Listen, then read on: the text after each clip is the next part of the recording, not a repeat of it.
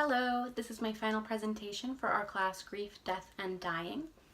For this assignment, we were supposed to interview two people who have experience in grief counseling. So I did just that. I interviewed two people who have experienced counseling, others who have experienced loss such as death or another severe trauma. Going into these interviews, I wanted to know how these people were prepared to counsel others who were experiencing grief and loss.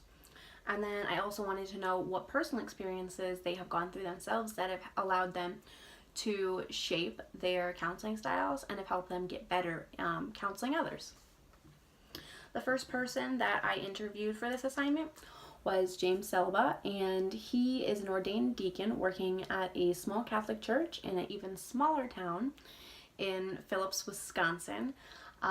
Phillips is a town in the north woods of the state.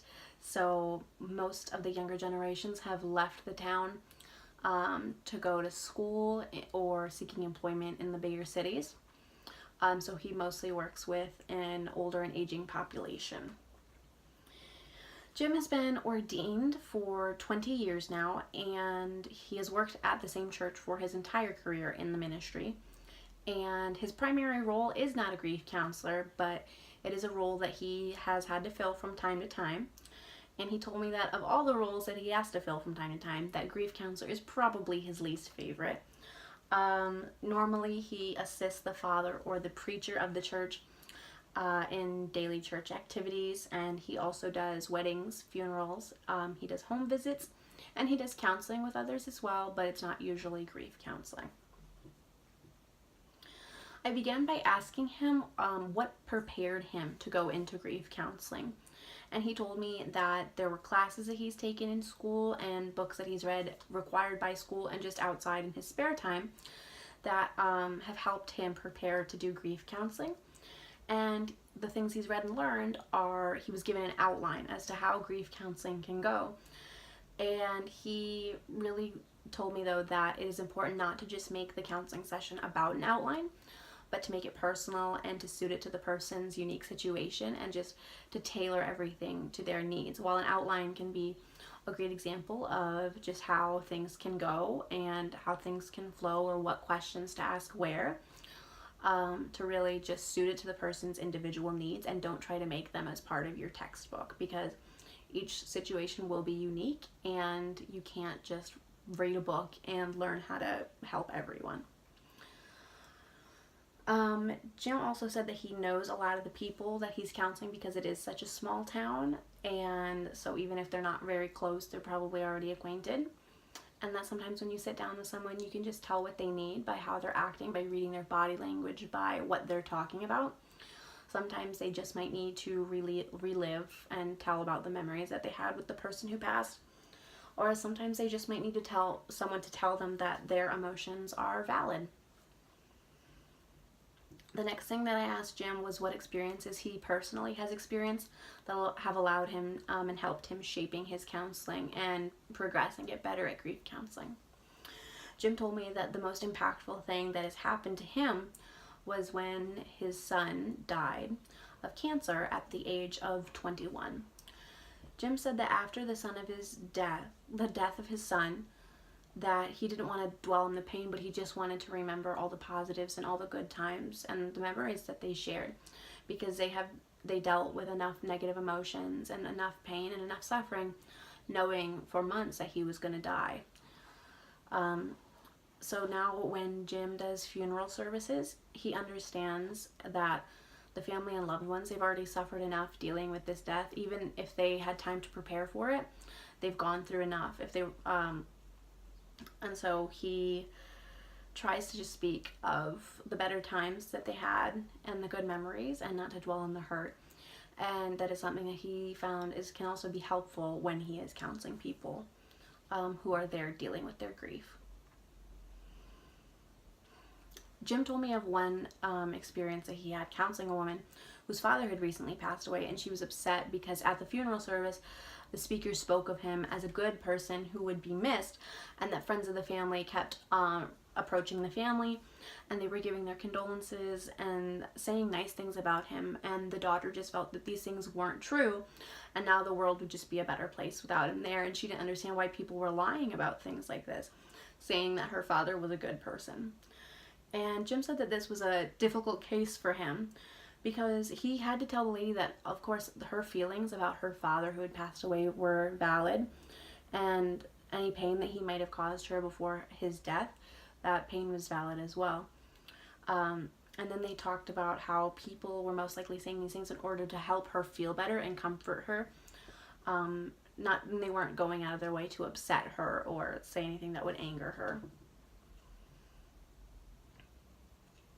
Another person that Jim counseled was a man who was grieving the loss of his own legs. No one had died in this instance, but he had an accident at work, and he was then paralyzed from the waist down. So he was confined to a wheelchair. And this man felt that his entire life had been taken from him. He had no further purpose and no worth because he couldn't do what he used to do. And he told Jim that he was contemplating taking his own life because he didn't feel like he had any purpose anymore. So Jim identified this man's suicidal thoughts, and of course in therapy or in counseling, the suicidal thoughts are what then take priority. So then Jim and this man, they talked about what gives our lives purpose and what makes it meaningful for us. Just because something else is meaningful to someone else, what is meaningful for us? What helps us get up in the morning? What do we live for and look forward to? The man told Jim that his kids were what made his life meaningful and how much he loved them. And so Jim decided it would be best to go off of that. Okay, well then wake up every morning and you want to see your kids grow up. You want to be there to walk your children down the aisle and see them at their weddings and all of these things. And so Jim told him that if his kids were what made him happy and what made his life meaningful, then he should cling to that, because his life still had meaning then and he still had purpose. And the man said that he did not want his children to be fatherless, and he wanted to be there to see them throughout their childhood and to their adolescence and then into their adult lives. And he decided that although he was grieving the loss of his legs and he felt like he had less purpose than before because he wasn't doing the things he was before, that life can still be worth living for other reasons. I then asked Jim if he had any advice he would give to someone who was contemplating going into a role that had to do with grief counseling. And his advice would be to avoid judgment of others and their situations. And you cannot try to force your beliefs onto someone that you are counseling. That having an open mind and being empathetic and seeing the situation from their perspective instead of trying to enforce your beliefs and your views into the situation can help you help them in the best way possible. Jim said that personally he does not believe in one session counseling, and he would strongly suggest that you at least follow up with a second session, if not more. He says that the first session usually feels like you're just feeling out where the person is in their situation, what's going on with them, and just kind of feeling the situation out. And then by the second session, you're able to start working and moving towards where they want to be or helping them through what they're going through. Then I asked Jim if any of the things he has experienced as a counselor have had any effects on him personally. And he told me that at times he becomes so empathetic to the point of taking on other people's problems as his own, and this can lead to first taking your work home. It can lead to feeling stressed and overwhelmed, and it could also lead to depression, taking on other people's problems as your own. Jim has learned those since the beginning of his experience counseling, how important it is to be able to empathize with someone, but still remain solid in your own identity and not lose yourself in other people's problems, and be able to keep your clients' issues separate from your own and not take them home with you. So I really enjoyed speaking with Jim about his experiences, and I feel like, especially talking with him, he was the first one that I spoke to, so it gave me a feel as to what grief counseling was like, and things you have to go through and things you have to know working with people who are experiencing this traumatic event. And the second person that I spoke to was Carl Friedel. Carl was a senior pastor at the church that I attended in Pacific Grove, California, when I was in the middle school ministry there. And he has since moved, so now he is the lead pastor at a First Assembly of God church in Paragould, Arkansas. He has been working at this church for about 3 years now, but he has been in a role of grief counselor for 21 years. So again, counseling is not Carl's primary role, but as a senior pastor, it is one that he has to fill a good amount. And besides counseling, he does the Sunday morning preaching. And he is also in charge of the worship at his church. He trains others in the church, institutional leadership, and he oversees the whole church as an organization since he is the lead pastor. Next, I asked Carl about his time that he has spent counseling as a pastor, and I asked him how he prepared himself to counsel someone who is experiencing loss or grief. And he told me that many people just need to be heard in the time of a crisis, such as a death or a trauma, and so he just prepares his heart to listen. And he said when listening, it is so important to not just passively listen and wait for your turn to talk or to give advice, but to actively listen and take the client's words to heart and process them, understand them, and to just actively listen, not just sit there and wait for your turn to say something, because you're there to help them and they need to get everything off of their mind or their chest. And if you want to help them the best you can, then you have to actively listen to what they are saying. And after the client speaks, or if they are the type of client who doesn't want to talk about it really and is just quieter, or you're having to pull a lot of stuff out of, Carl is prepared to offer comfort to a client. And the people who come to Carl for counseling are well aware that he's the lead pastor of the church, and so it would be Christian counseling when going to him, and that Christ would be an aspect in it. And so Carl is able to pray with the people that come to him for counseling, and he hopes that that will offer a bit of encouragement for them. And then I asked Carl about the experiences he has had that have helped shape his counseling style and made him better at grief counseling. And he told me that his own personal losses, such as the death of family members or friends that were close to him, that have given him and they've given him an experience that can only come from dealing with the death of someone that you love. And these experiences, although they were painful, have helped Carl to better himself when it comes to grief counseling, because it helps him to relate to the people that he's counseling on a whole new level. And he also told me that his personal struggles have helped him to grow as a counselor, such as dealing with broken relationships and trying to repair them and then having them pass away. So these are all experiences that have helped him be able to connect to clients on another level that can only be shared through the same experience. Then I asked Carl if he would have any advice to those who are seeking or considering a role that has grief counselor as a part of it. And he said that if he gave anyone advice, he would tell them that patience is very important, and you can't expect people to change right away, even if they say they want to change, even if they come to counseling and they're eager to get started. You can't just expect people to change, because that's not how all humans are, or most of them for the most part.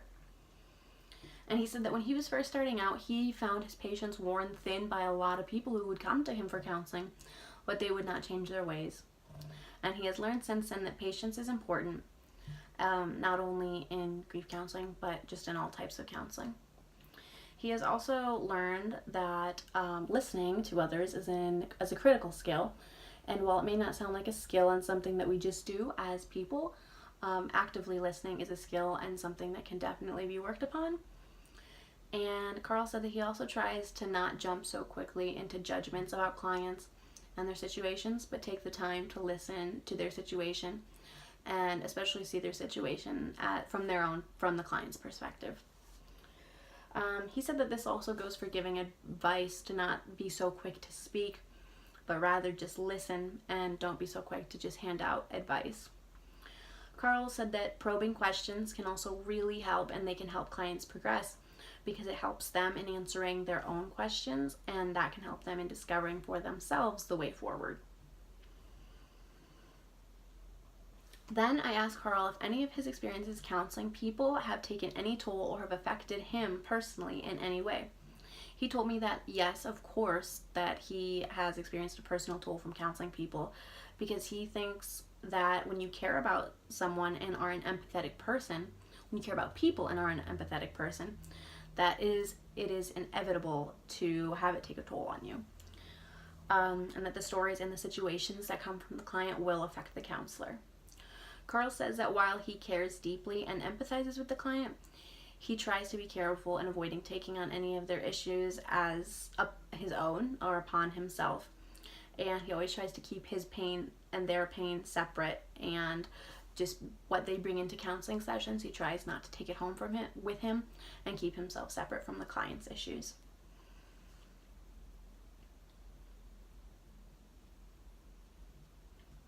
Being able to interview both Jim and Carl was a learning experience for me, definitely. I enjoy our learning in the classroom throughout the semester and the readings and stuff like that.